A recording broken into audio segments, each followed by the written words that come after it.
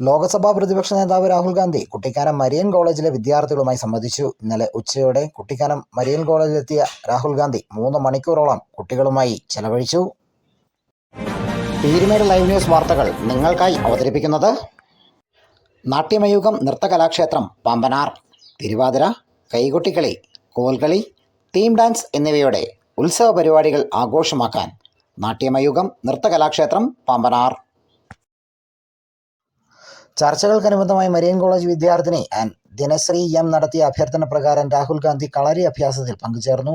രാഷ്ട്രീയവും വ്യക്തിപരവുമായ വിഷയങ്ങൾ കുട്ടികളുമായി നടത്തിയ സംവാദത്തിൽ ചർച്ച ചെയ്യപ്പെട്ടു.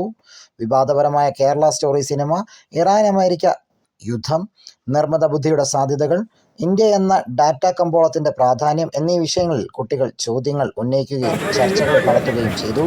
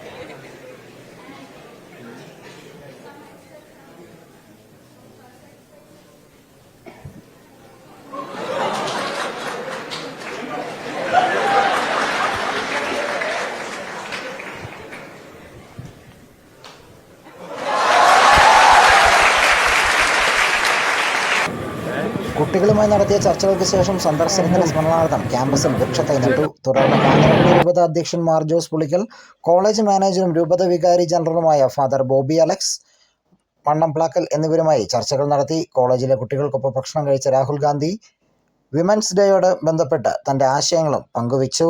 കോളേജ് ജീവനക്കാരുമായി സംവദിക്കുവാനും സമയം കണ്ടെത്തി. സമ്മേളനത്തിന് college vice principal father Shaiju K സ്വാഗതവും യൂണിയൻ ചെയർപേഴ്സൺ അക്ഷിത ചാക്കോ നന്ദിയും രേഖപ്പെടുത്തി. AICC ജനറൽ സെക്രട്ടറിയും പാർലമെന്റ് അംഗവുമായ KC Venugopal, Idukki MP Dean Kuriakose, college administrator father Thomas Abraham തുടങ്ങിയവർ ചടങ്ങിൽ പങ്കെടുത്തു. News bureau, Peerumedu live.